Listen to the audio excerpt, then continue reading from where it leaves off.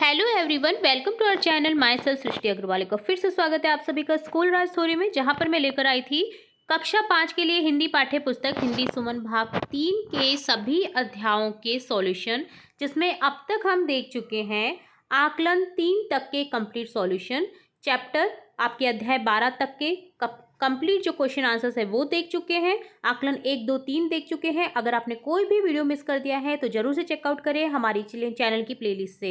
यहाँ पर स्टार्ट करने जा रहे हैं अध्याय 13 तनु का पत्र। तो आपको एक एक क्वेश्चन का आंसर करेक्ट वे में इस वीडियो में मिलने वाला है, बिल्कुल सही वे में। तो जरूर से एक बार चेकआउट करिएगा, चाहे आप पढ़ रखे हो नहीं पढ़ रखे हो तो एक बार वीडियो देखिएगा। तो यहाँ पर अध्याय से पता चल रहा है, देखिए पत्र के बारे में यहाँ पर हमें जानकारी दी गई है।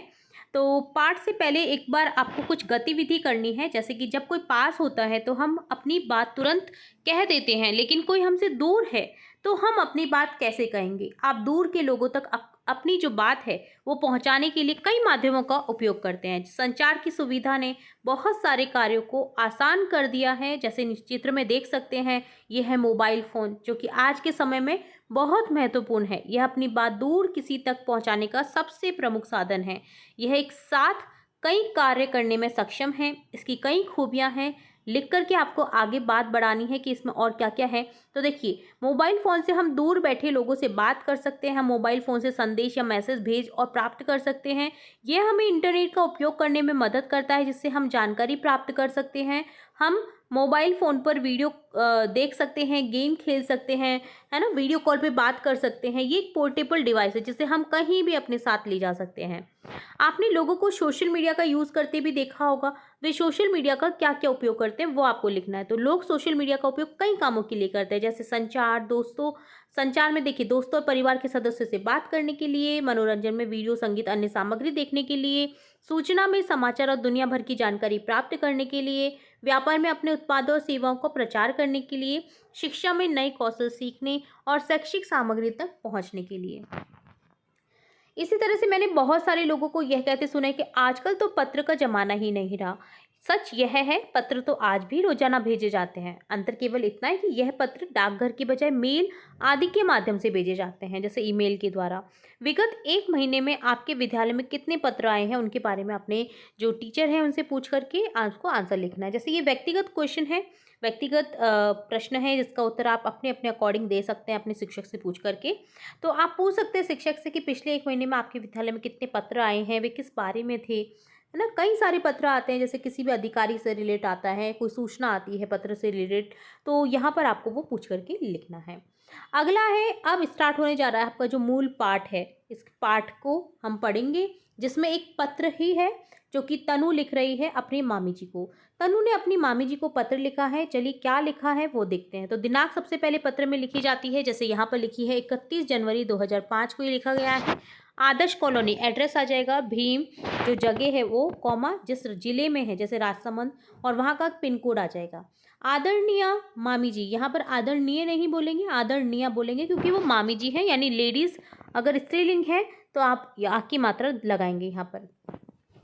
तो आपका पत्र मिला, व्यस्तता के कारण समय पर उसका जवाब नहीं लिख सकी, तो यानी इससे पहले मामी जी का पत्र मिला था तनु को, जिसका वो जवाब नहीं दे पाई थी, तो वो यहाँ पर जिक्र कर रही है उस चीज़ का। मैं यहाँ पर सकुशल हूँ, यानी अच्छी हूँ। कुशल, समय उपसर्ग जुड़ा हुआ है, कुशल में स, ठीक है। आशा है आप अंशु और मामा जी भी सकुशल होंगे, यानी अच्छे होंगे। हमारे विद्यालय में नई प्राचार्य महोदया आई हैं। वह अजमेर से हैं और मृदु भाषी और सरल है। मृदु भाषी यानी कोमल भाषा जिनकी हो, मृदु यानी कोमल। उन्होंने विद्यालय में कुछ बदलाव किए हैं। पिछली बाल सभा में कह रही थी, पढ़ाई जितनी कक्षा के भीतर होती है उतनी कक्षा के बाहर भी। हमारे विद्यालय में पढ़ाई के साथ साथ अन्य रोचक गतिविधियां भी करवाई जाती हैं। शीतकालीन छुट्टियों में वे एक गांव के भ्रमण पर ले गई थी। इस गांव का नाम है मौलेला। यहाँ बनाई गई मिट्टी की कलाकृतियाँ बहुत प्रसिद्ध हैं, जिन्हें टेराकोटा के नाम से जाना जाता है। गांव के बीचों बीच से सड़क गुजरती है। सड़क किनारे जिनके घरों में दुकानें हैं, उन्हें व्यवसाय में अधिक फायदा होता है। हमें मिट्टी से बनी सैकड़ों कलाकृतियों को निहारने का मौका मिला, बहुत आनंद आया। सबसे अधिक बिक्री मिट्टी के बर्तनों की होती है। मिट्टी की कढ़ाई, तसली, भगोना, परात, ढक्कन से लेकर के चकला, बेलन और तवा सब बनाया जाता है। यहाँ हमने चाक चलते देखा। तेज गति से चलती चाक के ऊपर गीली मिट्टी रखी जाती है, बस हल्के हाथों से उसे आकार देना होता है। लेकिन ये आसान नहीं है।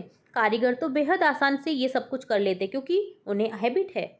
मैंने भी अपने लिए मिट्टी के छोटे खिलौने बनाए। यहाँ घर में सजाने के लिए बनाई गई चीज़ों में मिट्टी के ऊंट, बैल और घोड़े जैसे कई जानवर थे। इसके अलावा कई देवी देवताओं की मूर्ति बनी थी। मिट्टी के बर्तनों के बाद सबसे अधिक बिक्री मूर्तियों की होती है। इन्हें बनाने में कई दिनों का समय लगता है। मैंने इन्हें अलग अलग अवस्था में देखा। कुछ मूर्तियों के केवल ढांचे तैयार किए गए थे। ये ढांचे बांस की लकड़ियों, पराली के बने थे। इन पर अभी काम करना बाकी था। कुछ मूर्तियों में केवल रंग भरना बाकी था। जब हमने यहाँ के लोगों से बातचीत की तो काफ़ी कुछ पता चला। इस कार्य को करने वालों का पिछले कुछ समय से केवल इस कला और व्यवसाय के ही सहारे जीवन यापन करना मुश्किल हो चला है। जीवन यापन यानी जीवन को चलाना। बरसात के दिनों में मिट्टी की वस्तुएं बनाने का काम बिल्कुल ही कम हो जाता है। साल में केवल कुछ समय ही ज़्यादा भीड़ भाड़ होती है। दिवाली के त्योहार पर मिट्टी के दिए अधिक बिकते हैं, तो नवरात्र, गणेश चतुर्थी जैसे त्योहार पर मूर्तियां अधिक बिकती हैं। कुछ वर्ष पूर्व इस काम के मोहन लाल जी को राष्ट्रपति से पुरस्कार मिला है। यहाँ के बुजुर्ग बता रहे थे कि जो बच्चे अभी कम उम्र के हैं उनका ध्यान पढ़ाई पर तो है, लेकिन वे इन कामों में रुचि नहीं रखते हैं। इस कारण बुजुर्ग लोग चिंतित हैं कि आने वाली पीढ़ियां इस कला को भूल न जाए, क्योंकि वो जो गांव है वो इसी कला के लिए प्रसिद्ध था।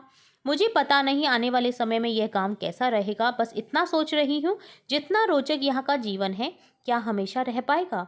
आपकी प्यारी भांजी तनु। तो ये तनु का जो पत्र है वो इस पेपर के रूप में यहाँ पर दिया गया है, जिसमें वो काफ़ी कुछ जानकारी बता रही है। जहाँ पर वो भ्रमण करने गई है तो उस गांव की यहाँ पर जो भी फेमस चीज़ें हैं वो उसने बताई हैं।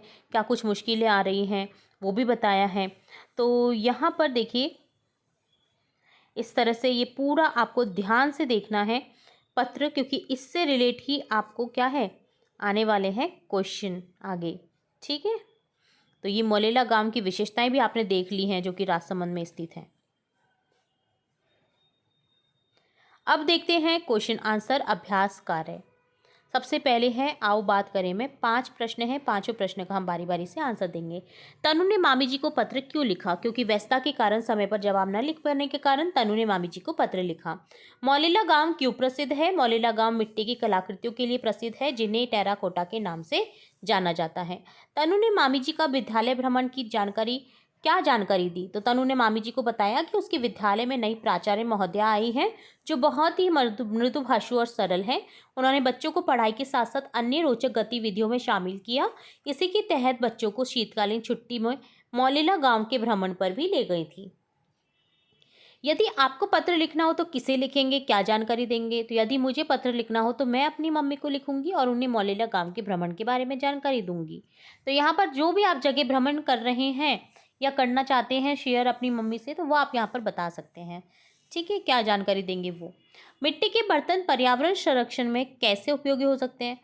तो मिट्टी के बर्तन पर्यावरण संरक्षण में बहुत उपयोगी हो सकते हैं, क्योंकि वे प्राकृतिक रूप से विकसित हो जाते हैं। प्लास्टिक या अन्य गैर बायोडिग्रेडेबल सामग्री की तरह प्रदूषण नहीं फैलाते हैं, जो कि कभी नष्ट नहीं होता है। बहुत सालों सालों अरबों साल लग जाते हैं नष्ट होने में। तो इस तरह से यहाँ पर ये उपयोगी हो सकते हैं पर्यावरण संरक्षण में मिट्टी के बर्तन। आगे सोचो लिखो, जिसमें अगेन 3 प्रश्न हैं। तीनों प्रश्नों का हम आंसर देखेंगे बारी बारी से। सबसे पहले है तनु ने अपने पत्र में मौलिला गांव के बारे में क्या बताया? अपने शब्दों में लिखे। तो तनु ने अपने पत्र में बताया कि मौलिला गांव मिट्टी की कलाकृतियों के लिए प्रसिद्ध है, जिन्हें टेराकोटा कहते हैं। यहाँ मिट्टी के बर्तन, खिलौने, ऊंट, बैल, घोड़ा, देवी देवताओं की मूर्तियाँ बनाई जाती हैं। तो ये तो आंसर है। तो यहाँ पर आप देख रहे होंगे कि पत्र में कि तनु अपने विद्यालय की शीतकालीन छुट्टियों में मौलिला गांव पर भ्रमण पर गई थी।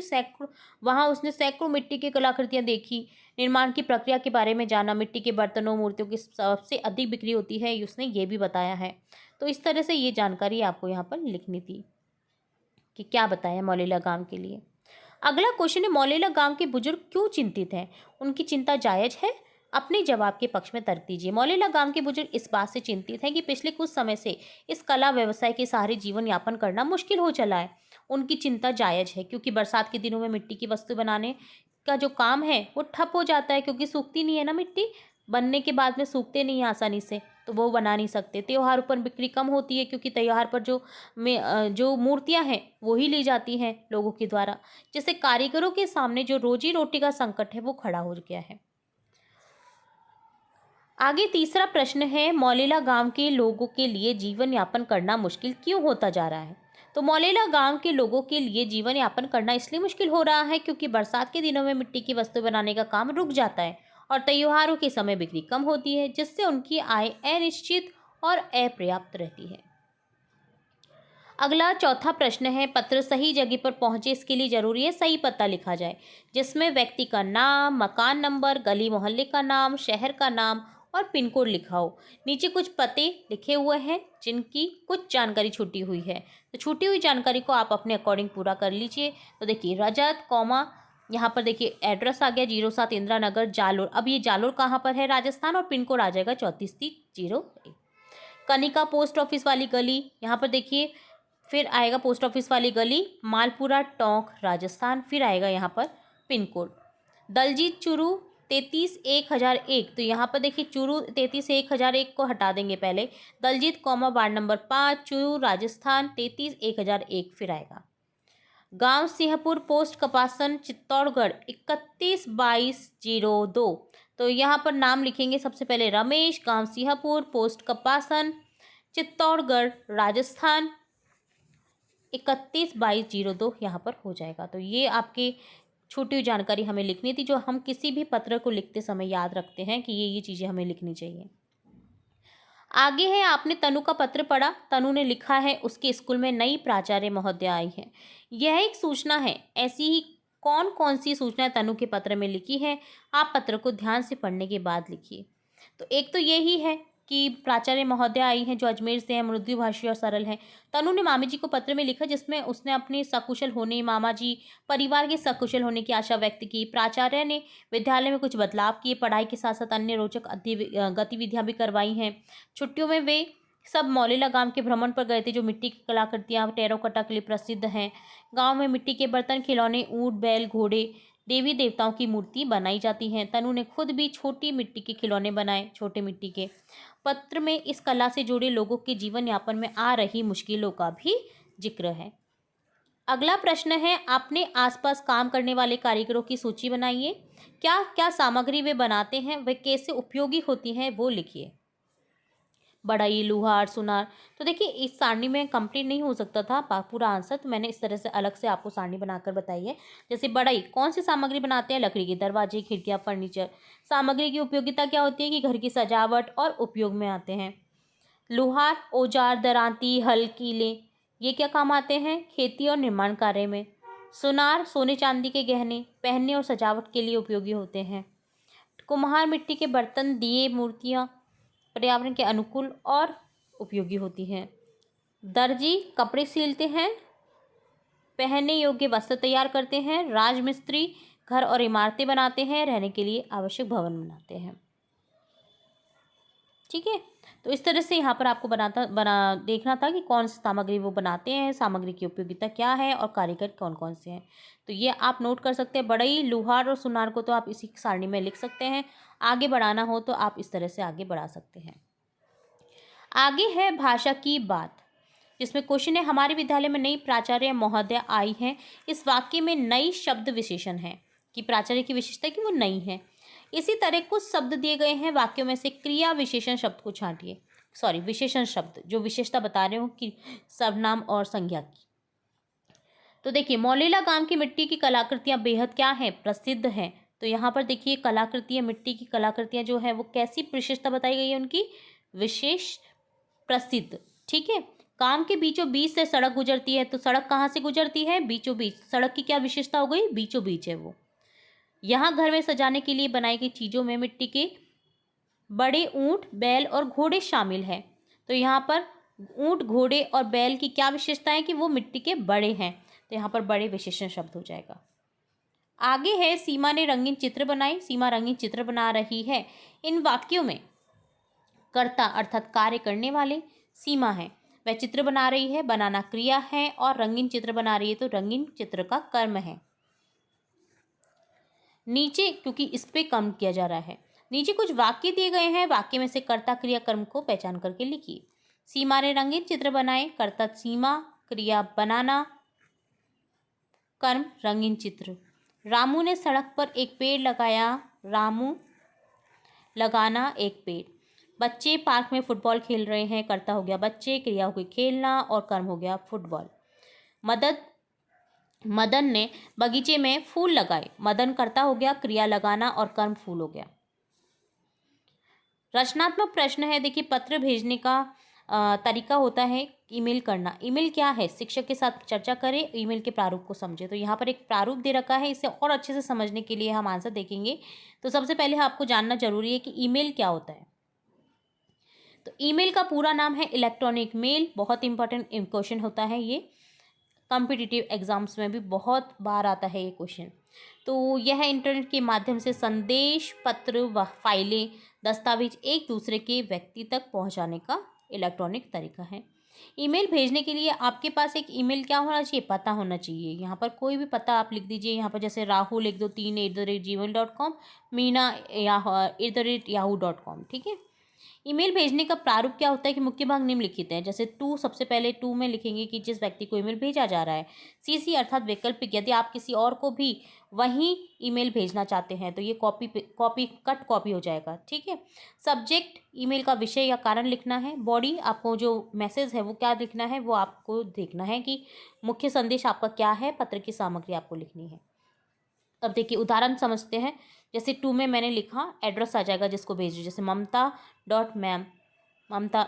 Ma'am @school.com। सब्जेक्ट, विद्यालय भ्रमण की जानकारी। मैसेज, आदरणीय ममिता मैम, मैं सादर नमस्ते। मैं आपको सूचित करना चाहती हूँ कि हमारे विद्यालय के विद्यार्थियों ने शैक्षणिक भ्रमण किया, वहाँ की सुंदर बर्तन मूर्तियाँ देखी। यह अनुभव बहुत ज्ञानवर्धक रहा। धन्यवाद। सादर तनु, कक्षा 5। तो ये एक पत्र था जो कि आपको ईमेल के द्वारा लिखना था।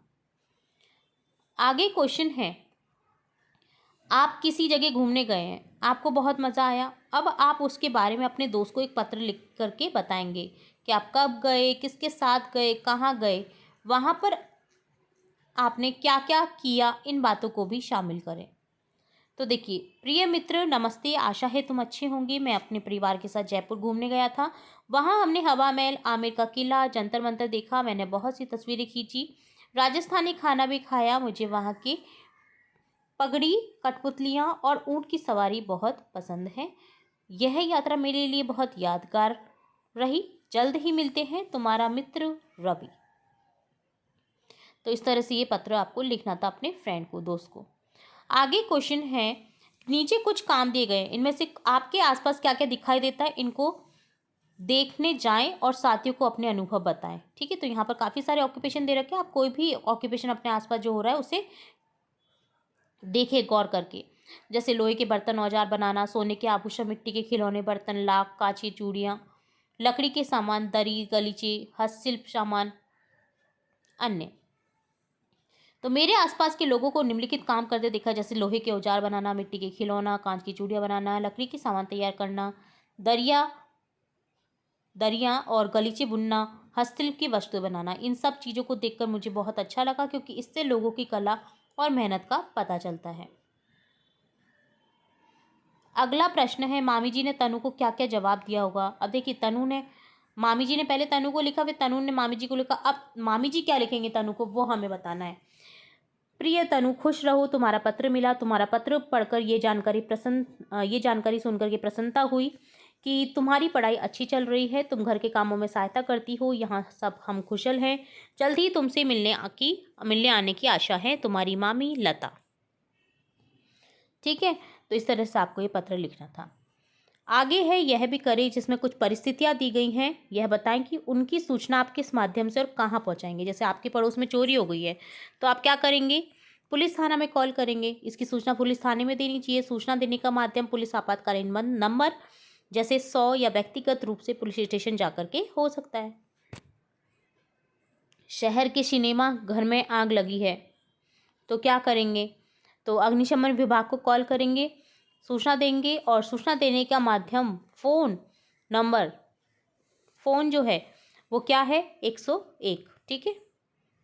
विद्यालय आने वाला एक बच्चा गुम हो गया है, जिसकी रिपोर्ट हम कहाँ करेंगे? पुलिस थाने में। इसकी सूचना पुलिस थाने में देनी चाहिए। सूचना देने का माध्यम फ़ोन अर्थात जैसे 100 डायल या व्यक्तिगत रूप से पुलिस स्टेशन जाकर के हो सकती है। आपके घर सहबूज होने वाला है तो आप कैसे इनविटेशन देंगे? रिश्तेदार, दोस्त, पड़ोसी। इसकी सूचना सबसे पहले रिश्तेदार, दोस्त, पड़ोसियों को देनी चाहिए। सूचना के देने के माध्यम व्यक्तिगत आमंत्रण, फ़ोन कॉल या निमंत्रण पत्र हो सकता है। रास्ते में आपने देखा कि रेल की पटरी टूटी हुई है तो आप क्या करेंगे? तो रेलवे अधिकारी को सूचित करेंगे। इसकी तुरंत सुरक्षा सूचना जो है तुरंत रेलवे अधिकारी को देनी चाहिए। सूचना देने का माध्यम फ़ोन या रेलवे आपातकालीन नंबर या निकटतम स्टेशन जो मास्टर है उसको सूचित करना हो सकता है, ताकि किसी भी दुर्घटना को रोका जा सके। तो इस तरह से आपका कंप्लीट होता है ये अध्याय 13। बहुत ही इंपॉर्टेंट अध्याय था, जिसमें आपने पत्र लिखना भी सीखा है, जो कि आपके एग्जाम में डेफिनेटली आता ही है। तो पूरा अध्याय मैंने बताने की कोशिश की है, इजी वे से आंसर बताने की कोशिश की है विद रिटर्न। उम्मीद है आपको पूरा चैप्टर जो है हमने पढ़ा वो अच्छे से समझ आया होगा। फिर भी अगर कहीं डाउट रहता है तो कमेंट बॉक्स में कमेंट करके पूछ सकते हैं। आपका अपना चैनल समझिए, आप कमेंट करते हैं तो हमें मोटिवेशन मिलती है, ताकि मैं अच्छे अच्छे वीडियोज़ और बनाती रहूँ। तो वीडियो अगर पसंद आए तो वीडियो को लाइक करें, चैनल को सब्सक्राइब करें, वीडियो को शेयर करें अपने फ्रेंड्स के साथ। बेल आइकन पर क्लिक करना बिल्कुल ना भूलें, ताकि मैं नेक्स्ट अध्याय जब भी अपलोड करूँ तो तुरंत से नोटिफिकेशन के थ्रू आपको मिल सके। फिर मिलेंगे नई वीडियो के साथ, तब तक के लिए धन्यवाद।